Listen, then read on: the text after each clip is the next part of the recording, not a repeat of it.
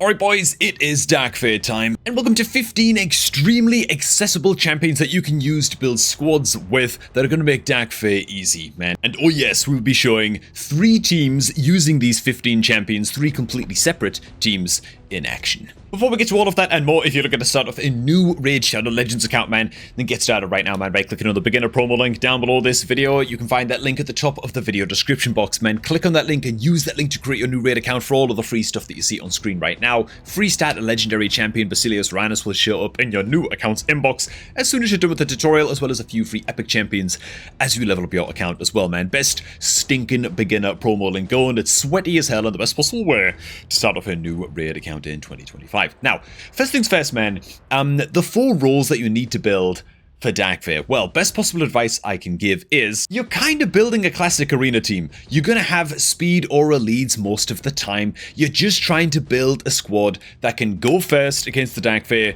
kill all of the mirror images that pop on up. Decreased defense champions can be a big help for that. An AoE nuker is kind of crucial. You're building a classic arena team, except instead of having like a Rotos on the team, you're going to bring 10-meter controllers instead. That's sort of the simplest way I can put it. And so the 4 roles that you are building are basically 10-meter boosters, 10-meter decrease champions, AoE decrease defense champions, if required. They're not always needed, but they definitely help, and AoE nukers.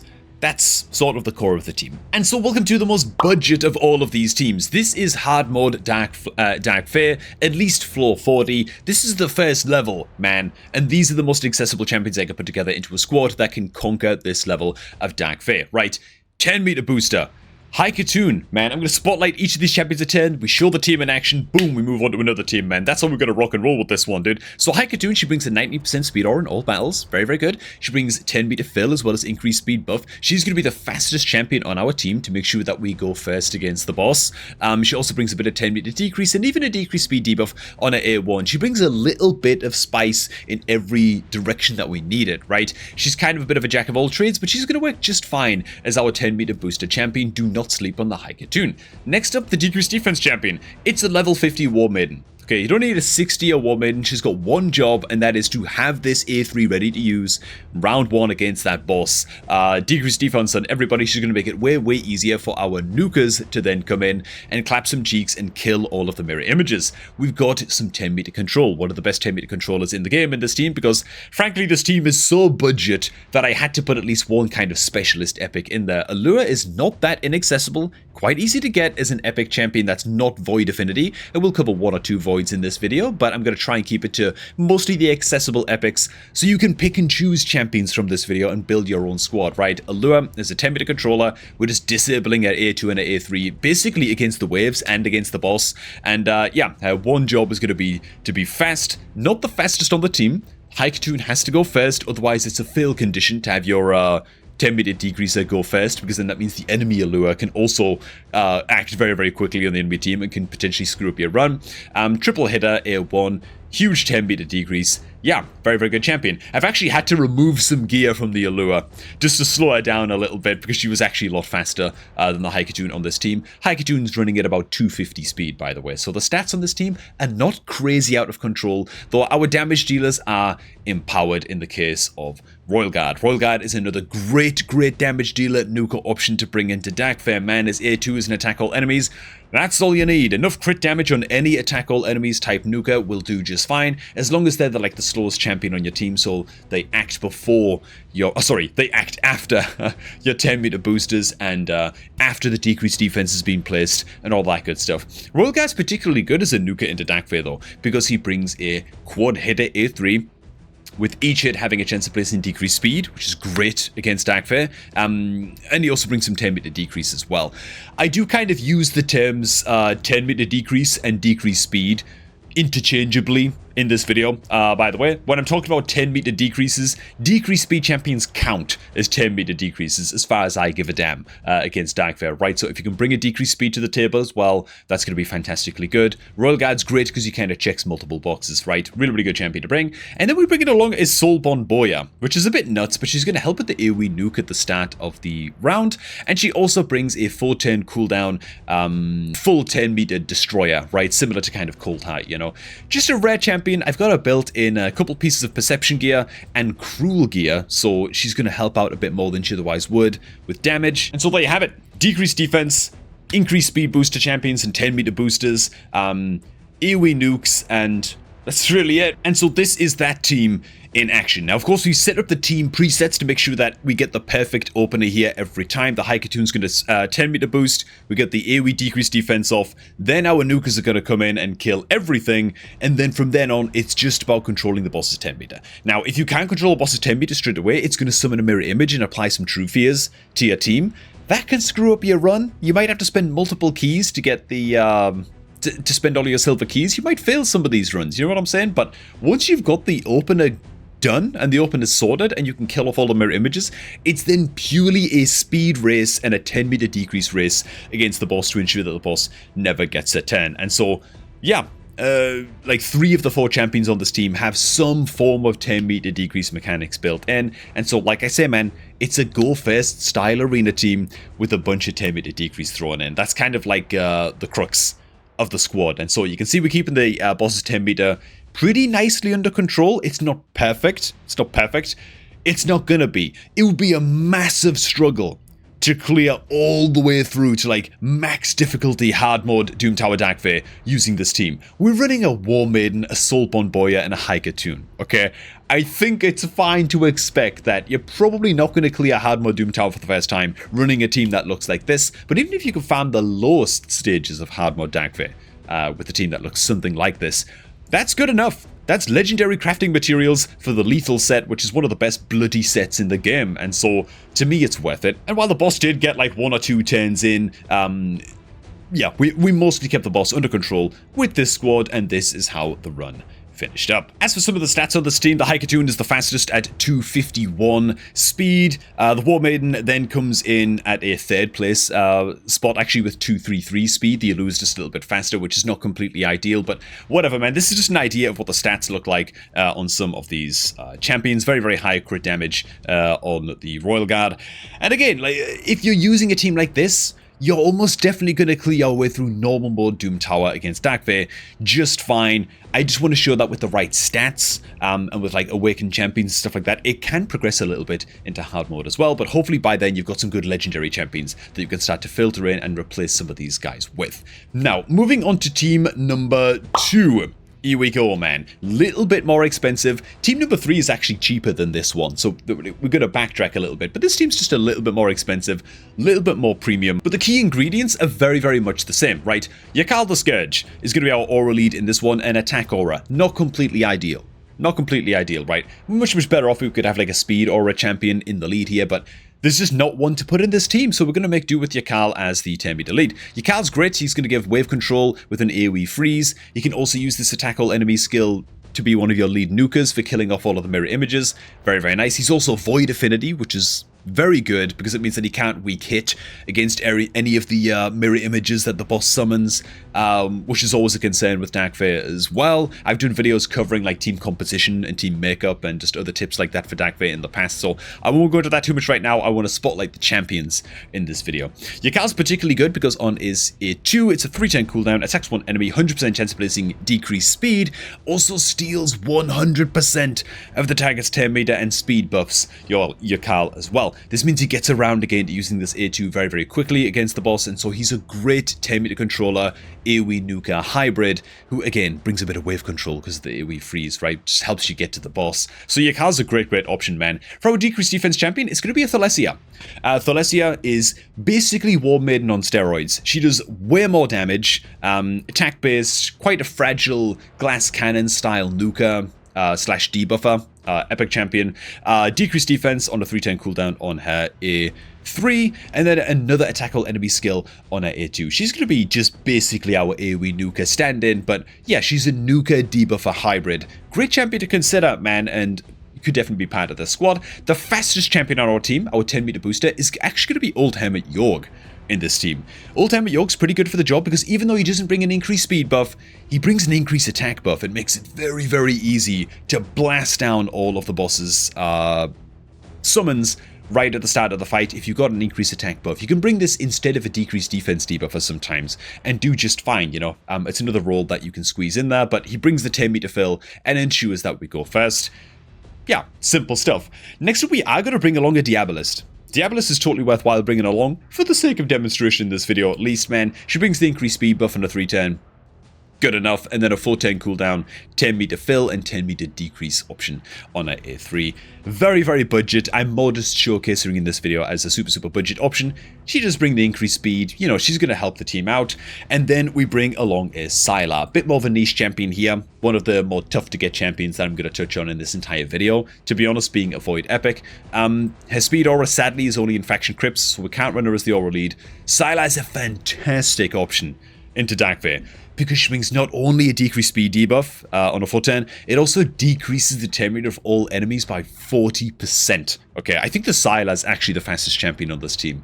So she goes first, she places the huge debuff, massive 10 meter decrease, then the old Hermit Yorks are going to go and boost our 10 meters, and bam, we're off to the races, right? As for, oh, that's actually everybody. This is the team in action. And so we squiggle our way to the boss, we slow more things down a little bit. There's the big 10 meter decrease in decreased speed from the Sylar. 10 meter fill. Frankly, if I just built the Thalessi with a bit more damage, she probably could have handled nuking the minions herself, but there you go. Once again, we've got the annoyance of the True Fear minion being summoned here. Yakal actually wastes his A2 against that as well, so this team, it could be further refined, speeds could be worked on a little bit more crit damage on the Thalessia, and we could just open with the A2 on the Yakal, but alas, whatever, you know, this is how the run's going to play out. The team is fast enough to get the job done. Increased speed coming out from the Diabolist is going to help as well. Big 10 meter steal from the Yakal. Look at how much 10 meter he gained from that, you know. It's really crazy as hell. Yakal is very, very much slept on. By me until shooting this video, I should say.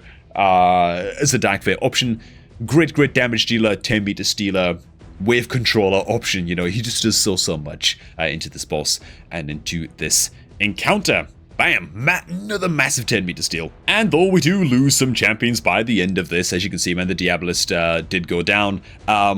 Because the boss just got a couple of attacks in. If we just had faster champions, it wouldn't be a problem. Like a faster Yakal, a 10 meter control focused Yakal would do just fine. That is squad number 2. Features a legendary champion, but again, I should have mentioned this, but Yakal, of course, is completely acquirable for free. The only champion here that's kind of a little bit annoying to get would be the Sylar. Now, for the final team of the final 5 champions, you know there had to be a Coltart in this video somewhere. We'll touch on her first. Coltart doubles up as a damage dealer option, where you can open up with their A2 as an attackable enemy skill, and use her as one of maybe 2 nukers to blast down all of the boss's mirror images, and then she brings that massive boss killer A3, huge damage, and full 10 meter destruction, similar to Soulborn Boya. So yeah, Coltart is a great option if you do got her. Next to man, we've got Deacon Armstrong. He's going to be our 10 meter booster, our fastest champion on the team. He had to feature in the video somewhere. What are we talking about, right? Deacon brings ally speed in all battles by 19%, 10 meter fill for your team, 10 meter decrease for enemies, grants himself an extra turn, and he handles the decreased defense option as well on this A2. He really kind of does it all. Fantastic stuff, right? In this squad, we've got ourselves an Armiger, which, by the way, do not sleep on Armiger. The very first time I ever cleared hard mode Doom Tower, Armiger featured in my team alongside a mythical champion.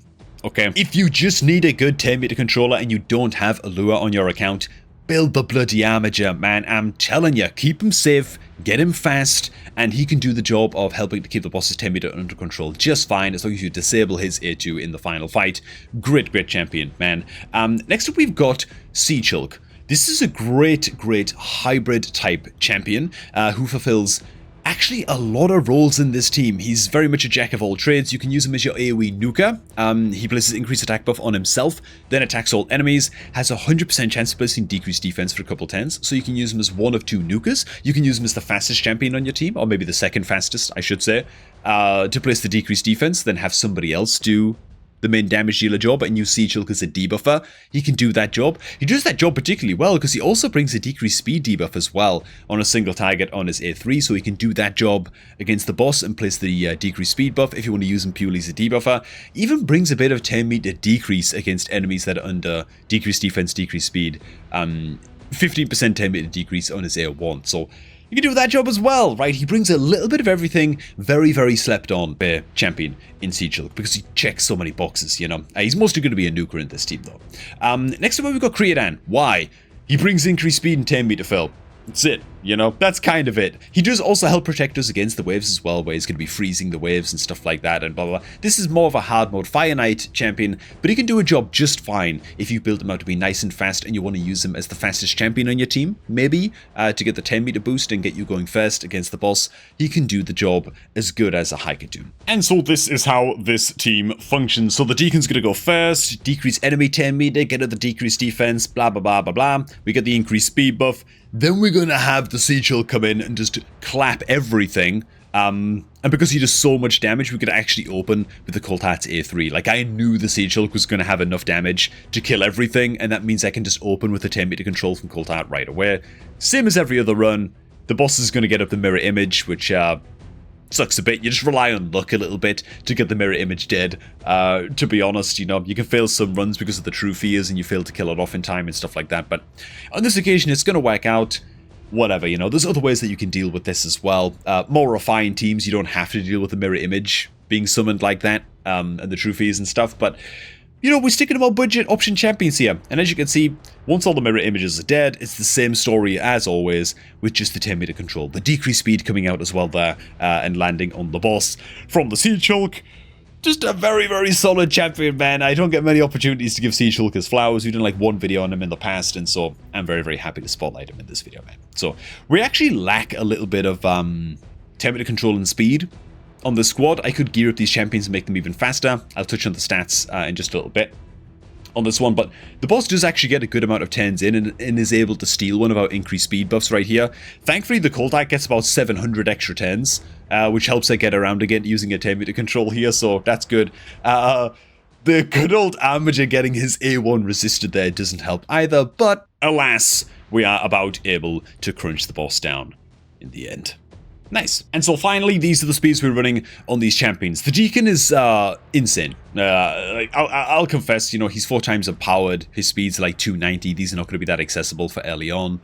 They're just not. But then again, there's some of the suboptimal champions on the team, you know. Hopefully you can run like a better option than a Creodan on the squad for your increased speed buffer champion, you know. So there's areas that this team can be polished on up. And yeah, so the Deacon's running super, super fast. He's followed up by the next fastest champion, who is the Creodan, 279 speed on him. Yeah, a couple of warnings and a couple of considerations to be wary of that might be failing your runs inside of Dark Fae is if you've only got a 15% 10 meter boost coming in from your 10 meter booster, so you're running like a Deacon or a Haikatoon and it's only a 15% 10 meter fill, and then you have like a, say, 300 speed Deacon Armstrong, but your damage dealer like Siege Hulk is only running at 200 speed.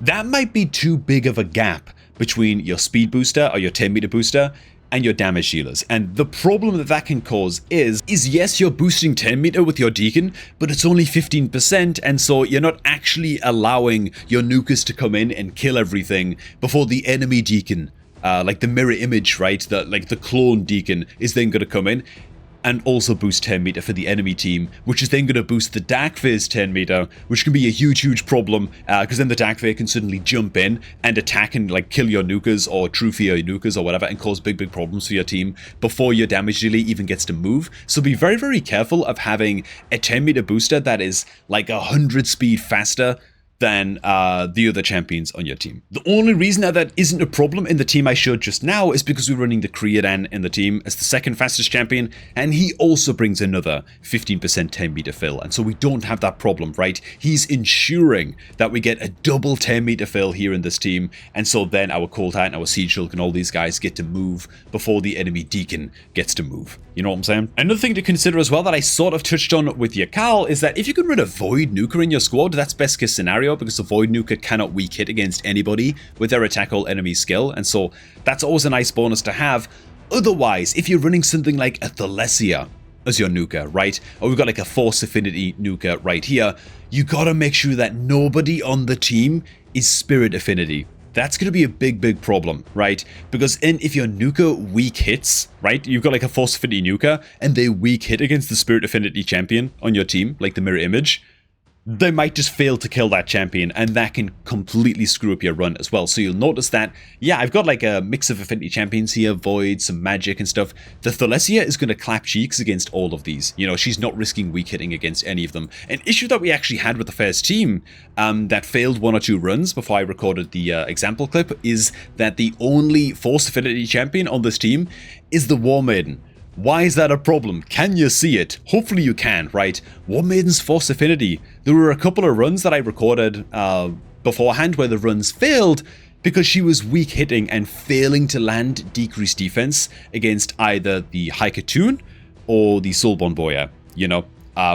Big problem. So particularly for your decreased defense champions and for your nukers, try and have it set up so that they are always either strong hitting or at least just regular hitting against everybody else in the team by looking at the little affinities chart right here, right? You can't afford to have those weak hits happening if you want a reliable auto-clear Dark Fae squad. And so there you have it, man. 15 champions in 3 different teams showcased against hard mode Dark Fae. And hopefully you can build on these in the future and get like Estra Dream songs and stuff and Thors and more powerful champions worked into your Dark Fae teams eventually, just to shore up the runs and progress all the way through hard mode. Thanks for stopping by, guys. Hope you all did enjoy, man. Good luck in the Dark Fae. And of course, if you are looking to create a new raid account, get that done right now by using the beginner promo link that is down below this video at the top of the video description box, man. Click on that link and use that link to create a new raid account for all of the free stuff that you see on screen right now. And I'm going to catch all of you all those day a tad bit later, man.